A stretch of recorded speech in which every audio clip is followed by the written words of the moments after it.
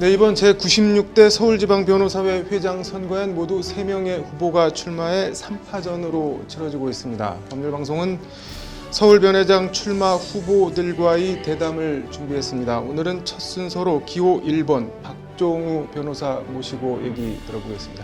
변호사님 어서 오십시오. 네, 안녕하세요. 네, 일단 간단한 자기소개와 인사 말씀 부탁드리겠습니다. 네, 서울지방 변호사 회원 변호사 여러분, 그리고 법률방송 시청자 여러분 안녕하십니까? 저는 이번 제96대 서울지방 변호사회 회장 후보 기호 1번으로 출마한 박종우 변호사라고 합니다. 네, 이렇게 인사드리게 되어서 진심으로 영광으로 생각합니다. 네, 심플하게 말씀해 주셨는데 예. 출마의 변도 한 말씀 해주시죠. 네네. 저는 지난 2년간 네. 제95대 서울지방변호사회 네. 회장으로 일했습니다. 네. 회장으로 2년간 일하면서 네. 우리 서울의 회원 변호사님들로부터 네. 분에 넘치는 관심과 응원을 받았습니다. 네. 그래서 그 관심과 응원에 네. 조금이나마 다시 보답을 좀 드리고자 재선을 감히 네. 결심을 하게 되었습니다. 네.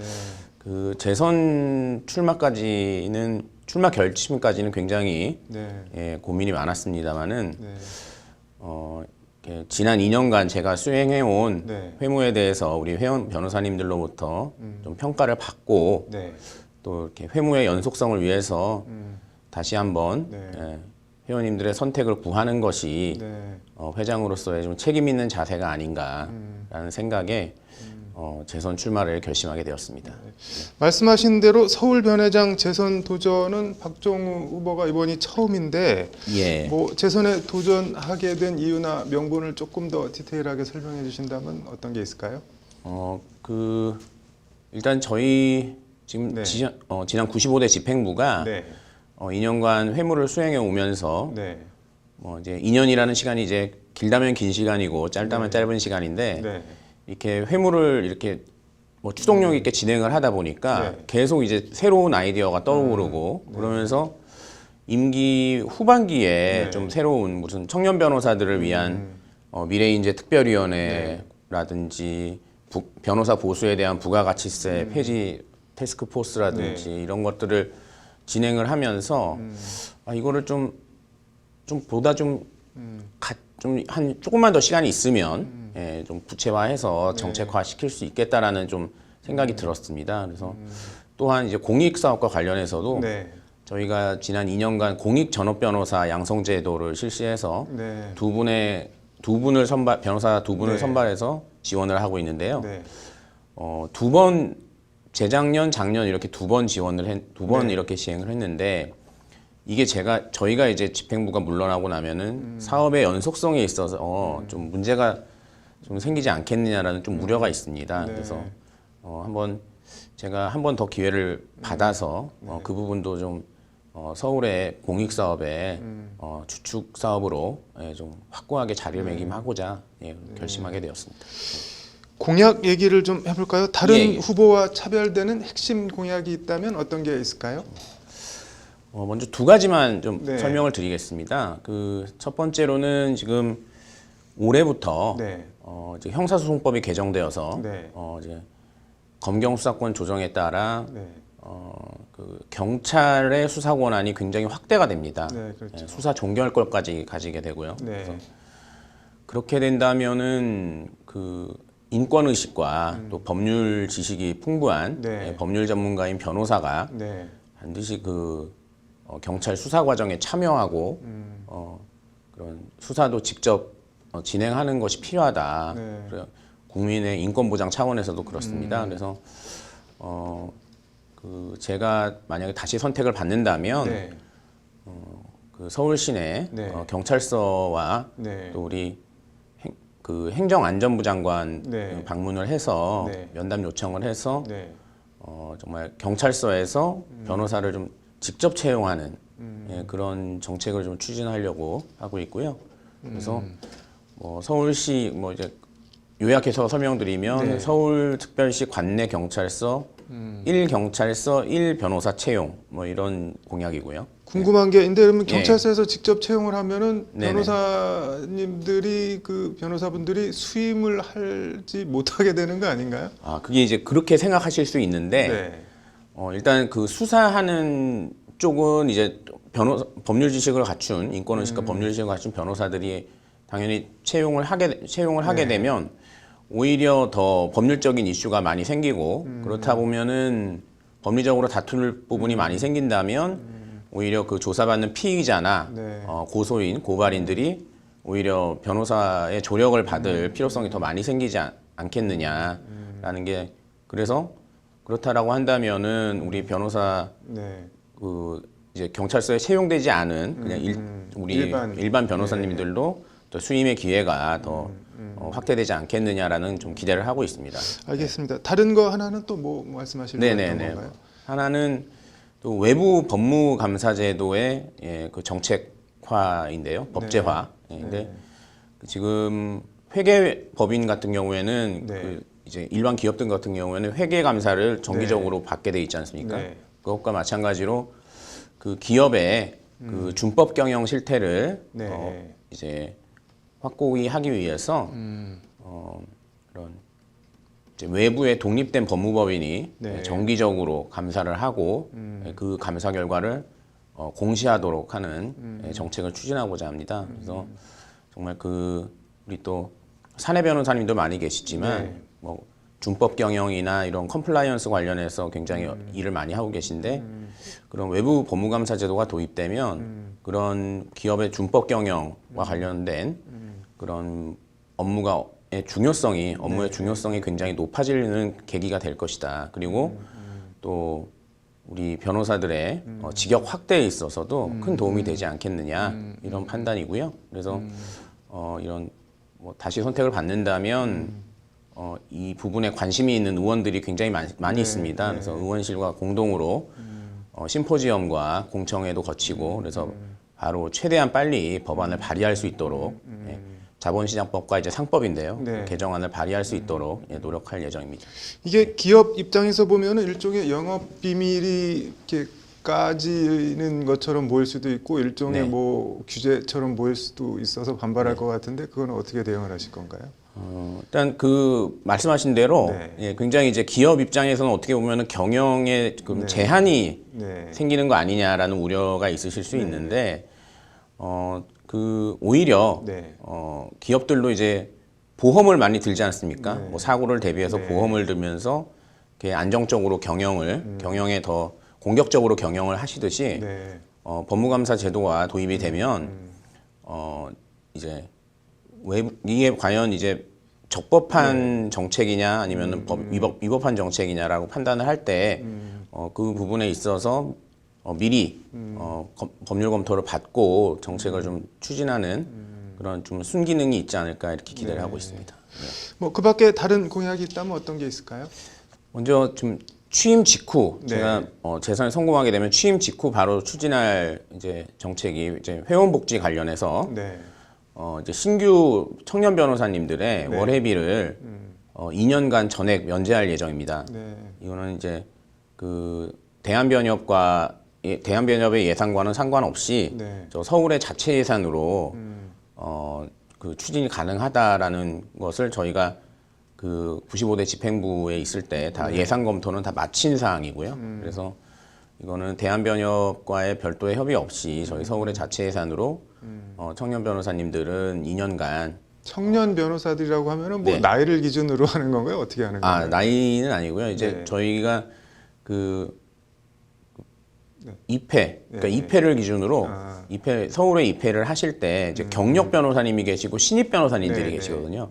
경력 변호사님들은 이제 뭐 예를 들어서 판검사를 하시다가 오신 분들이 경력 변호사님이고 아예 그 변시 합격하시고 바로 입회하시는 분들은 이제 신규 변호사님들이라고 하는데 이 후자를 말씀드리는 겁니다. 그래서 이분들은 입회 직후에 입회 이후에 2년간은 제 월회비를 서울의 예산으로 면제를 해드리려고 합니다. 네네.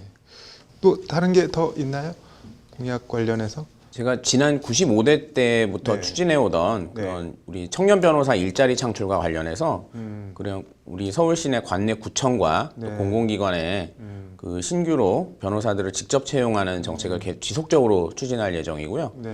그리고 또 지난 95대 때부터 5대 때도 이제 전국 경제인 연합회나 중소기업 중앙회 그리고 한국 여성경제인 연합회와 이제 간담회를 통해서 기업에서의 이제 변호사 직접 채용을 많이 이제 호소드리고 제안을 드렸는데 그 정책도 계속 추진해 나갈 예정입니다.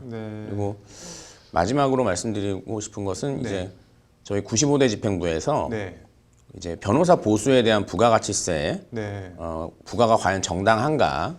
국민들 입장에서도 개인 사건 같은 경우에는 부가세가 거의 다 개인에게 전가되는 문제가 있어서 이거는 변호사들의 이슈가 아니고 전 국민에 관련된 이슈이기 때문에 특히 개인 사건에 이제 관련해서 그래서 그런 저희 연말에 그 관련해서 그 보고서가 나왔습니다. 저희 TF에서 그래서 그 보고서에서 지적하신 그런 정책들을 96대에서 한번 좀 추진해보고 싶은 욕심이 있습니다. 알겠습니다. 다른 주제 얘기해 볼까요? 그 변호사 소개 민간 법률 플랫폼이 지금 공격적인 영업을 펼치고 있는데 뭐 입장이나 대응은 어떻게 하실 건가요? 뭐 굉장히 어려운 이슈입니다. 그래서 지금 청년 변호사님들도 굉장히 관심이 많은 이슈고 그래서 저희들도 95대 집행부에서도 좀 검토를 많이 했습니다. 그래서 지금 저희 서울의 기준으로 그 민간 플랫폼 말씀하신 특정 업체를 제가 말씀드리기는 좀 그렇고 가입 현황을 보니까 한 3,500분 정도 가입이 서울에 돼 있더라고요. 서울에가 지금 개업 회원이 한 18,000분 계신데 3,500분 계신데요. 근데 좀 실제로 그 플랫폼을 좀 적극적으로 잘 활용하시는 변호사님들은 극히 일부시고 저희가 확인해 보니까 그 업체에서 초기에 그 회원들을 많이 이제 모집하기 위해서 각종 뭐 이렇게 혜택 같은 거를 많이 제공을 해서 이제 가입을 하신 분들이 많이 계신데 지금 와서 여쭤보면은 본인의 가입 여부도 잘 모르시는 분들이 많으세요. 그래서 이제 그렇다고 해서 플랫폼의 문제점을 너무 제가 이제 과소평가하는 것은 아니고요. 그러니까 지금 검토를 해보면 이제 그 변호사법 위반 여부가 문제가 되는 거거든요. 그러니까 변호사 아닌 자와의 동업을 금지하고 있는데 그 조항이 위반되는 게 아니냐 이렇게 문제가 되고 있는데 지금 현행 변호사법이 그 현재 그 이제 플랫폼과 AI 기반으로 그런 여러 가지 사업 구조에 대해서 못 따라가고 있습니다. 시대를 지금 저희가 우리 변호사법이 따라가질 못하고 있습니다. 그래서 그 변호사 아닌 자와의 동업을 금지한 그 변호사법은 20년도 더 된 조항이거든요. 그때는 이런 사업 형태를 당연히 예상하지 못했고 그 당시에는 잘 아시다시피 이제 법조 브로커들 있지 않습니까? 그 사람들을 처벌하기 위한 조항으로 만들어졌는데 각종 이제 법조 비리 사건들이 90년대 말에 많이 발생하면서 그거를 따라가지 못하는 그런 측면이 있는데 지금 분명히 그런 그 업체 플랫폼의 문제점이 있습니다. 사실 문제점이 있고 특히 그 형량 예측 시스템이라는 것이 있는데 그것은 국민들에게도 굉장히 좀 국민들의 오해를 살 수 있는 뭐 무슨 확률이 뭐 14%, 15% 이런다는데 이거는 사실 굉장히 이거는 수학적인 퍼센테이지인데 이거는 사실 법이라는 게 형량이라는 게 그렇게 딱 떨어지진 않거든요. 그래서 굉장히 이제 국민들을 오해에 빠지게 하거나 현혹시킬 수 있는 그런 문제점이 있어서 그 부분은 좀 규제를 법률적으로 해야 되지 않나 저는 개인적으로 생각을 하고 있고요. 근데 지금 같이 좀 이렇게 변호사들의 중지를 모아서 법률 개정 작업을 좀 착수를 해야 되는 사안으로 좀 생각을 하고 있습니다. 알겠습니다. 사상 첫 서울 변회장 재선 도전이신데 뭐 앞서도 얘기했는데 왜 다시 박종우 회장이어야 하는지 한 말씀 드린다면. 뭐 굉장히 뭐 좀 부끄럽습니다. 질문을 받고 제가 이제 정말 저도 재선 결심하기까지 굉장히 이건 저의 너무 욕심 아닌가. 물론 이제 저도 회장을 2년 더 하게 되면 네. 저도 이제 개업 변호사거든요. 네. 이제 사건 수임도 못 하게 되고 그래서 저로서도 좀 희생하는 부분이 많긴 한데 그래도 저는 그거는 제 개인적인 입장이고 네. 그러니까 외부에서 우리 회원님들이 보시기에는 말씀하신 대로 전례도 없고 네. 왜 굳이 넣어야 되느냐 이런 질문을 많이 받고 또 거부감도 좀 많이 있는 것으로 제가 알고 있습니다. 그래서 굉장히 좀 죄송스럽기도 하고 그런데 두 가지만 말씀드리고 싶습니다. 네. 그 첫째는 저희 서울에 같은 경우에는 네. 인수인계 기간이 없습니다. 그러니까 이번 선거 1월 25일 날 네. 월요일에 있는데 당선이 되면 네. 다음 날부터 임기가 개시됩니다. 네.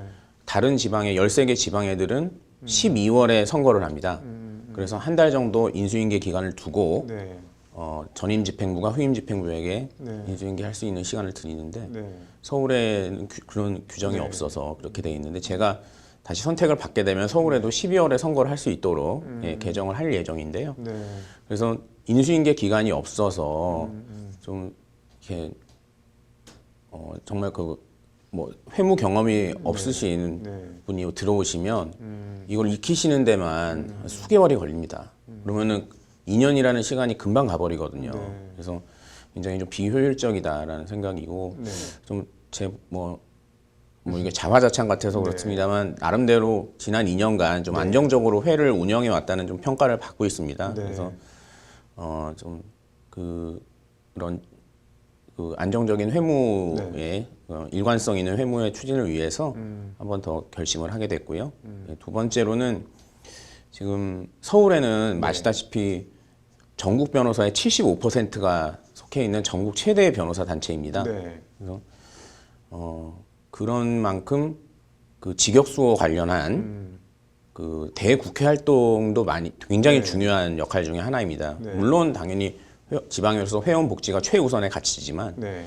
그래서 지난 2년간 우리 50대 대한변협 집행부 협회장님과 네. 임원님들과 같이 저도 직역수호 관련한 대국회 활동을 열심히 해왔습니다. 네. 근데 지금 21대 국회가 네. 임기가 아직 2년이 더 남았습니다. 네. 그래서 지난 2년간 제가 국회 활동을 하면서 쌓은 다져놓은 네트워크나 네.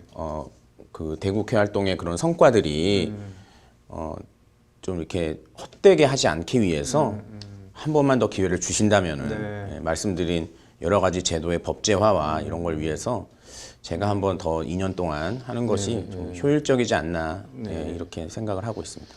네, 마지막으로 법률방송 시청자와 서울변의 유권자들께 한 말씀 부탁드리겠습니다. 네, 존경하는 서울지방변호사회 회원 변호사 여러분 그리고 법률방송 시청자 여러분 지난 한 해 코로나19로 인하여 얼마나 고생이 많으셨습니까? 올해는 조속히 코로나19가 종식되어서 여러분들의 일상을 하루빨리 회복하시기를 진심으로 기원드립니다. 신축년 새해 복 많이 받으시고 사랑하는 가족분들과 항상 건강하시길 기원드립니다. 저도 제96대 서울지방변호사회 회장에 당선되어서 우리 회원 여러분의 부담은 낮추고 복지는 높이는 정책들을 많이 펼쳐나가겠습니다. 감사합니다. 네, 한 번 더를 외치며 나오신 우리 박종호 변호사 좋은 결과로 이어지는지 저희 법률방송도 지켜보겠습니다. 네. 오늘 나와주셔서 감사합니다. 감사합니다.